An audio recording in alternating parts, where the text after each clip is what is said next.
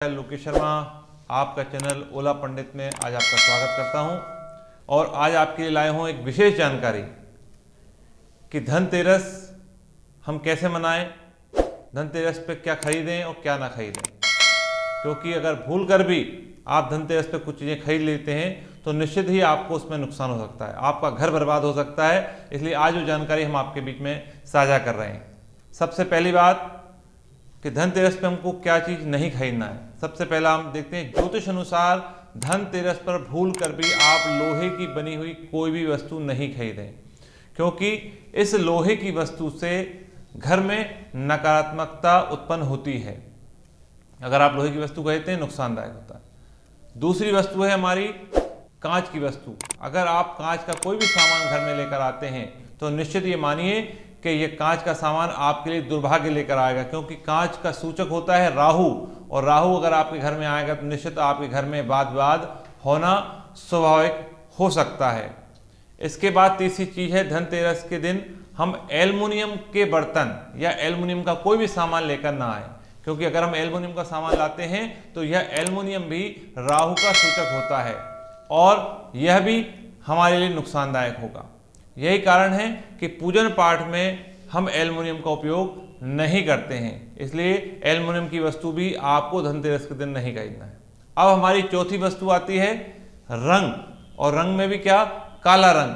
काले रंग की कोई भी वस्तु आपको धनतेरस के दिन नहीं खरीदना।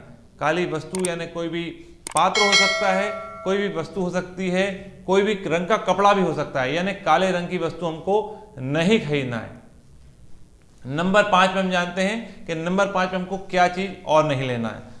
इसको हम ध्यान दें कि तेली वस्तु, तेल से बनी वस्तु, घी है, घी के अलावा रिफाइंड कोई भी ऑयल है, या तेली वस्तु, जैसे हम हमारा त्यौहार आ रहा है, हम चूड़ा नमकीन या कोई चीज़ खरीद लेते हैं तेल की बनी हुई वस्तुएं, तो धनतेरस के दिन भूल कर भी ये वस्तुएं आपको नहीं खरीदना है।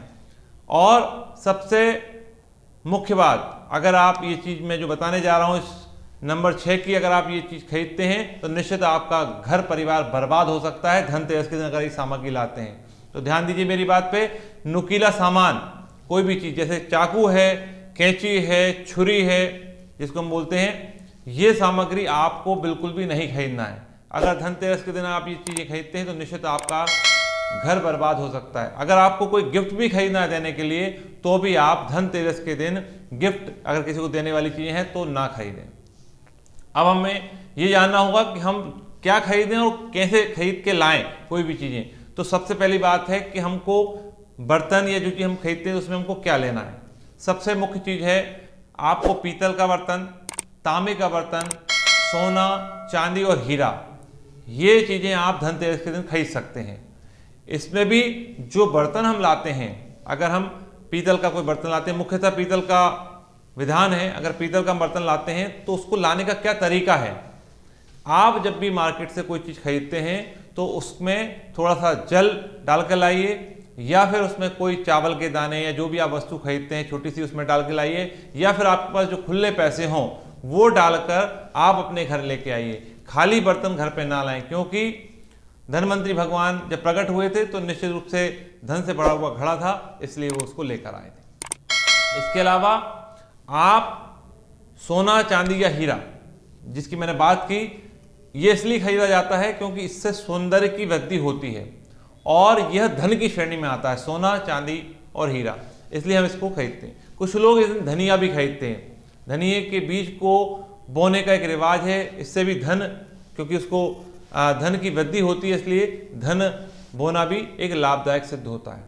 यहाँ पर एक किंवदंती भी है कि कुछ लोग यहाँ पे झाड़ू खरीद कर लाते हैं धनतेरस के दिन। मैं आपको बताना चाहूँगा कि धनतेरस के दिन अगर आप झाड़ू बिल्कुल भूल कर भी ना लाएं। अगर आपको झाड़ू लाना है तो यह पहले ही लेके आ जाएं धनतेरस से पहले, और लाते हैं तो एक सफ़ेद धागा जरूर बांधकर उसमें रखें झाड़ू में, जिससे कि धन की, लक्ष्मी की आवक होती है और लक्ष्मी का आपके घर में स्थिरता का वास हो जाता है।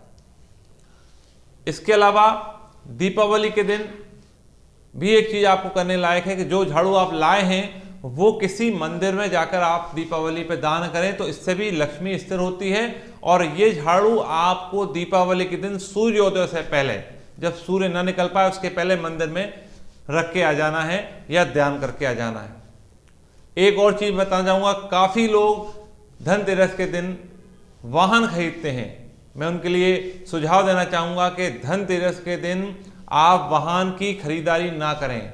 यथासंभव आपको वाहन खरीदना है तो इसका मूल्य, इसका पैसा धनतेरस के दिन के पहले ही पूरा पैसा आप चुका दें और उसके बाद ये जो है वाहन आप घर लेके आएं। अगर आप धनतेरस के दिन पैसा देते हैं, वाहन लाते हैं, तो ये शनि का सूचक है और निश्चित रूप से कहीं ना कहीं दुर्घटना और परेशानी का कारण हो सकता है। इसलिए धनतेरस के दिन अगर आप इन चीज़ों को ध्यान में रखते हैं तो आपका घर बर्बाद होने से बच सकता है। ये जानकारी हमने इसलिए साझा की कि बहुत से लोग काफ़ी समय से चीज़ें ले रहे थे, इनको ज्ञान नहीं था। और हमारा मानना है कि अगर आप इस रास्ते पर अगर चलते हैं तो निश्चित रूप से आपके घर में लक्ष्मी आएगी और आपका घर सुखमय सुंदर बनेगा। आप सभी के लिए आचार्य लोकेश शर्मा का नमस्कार।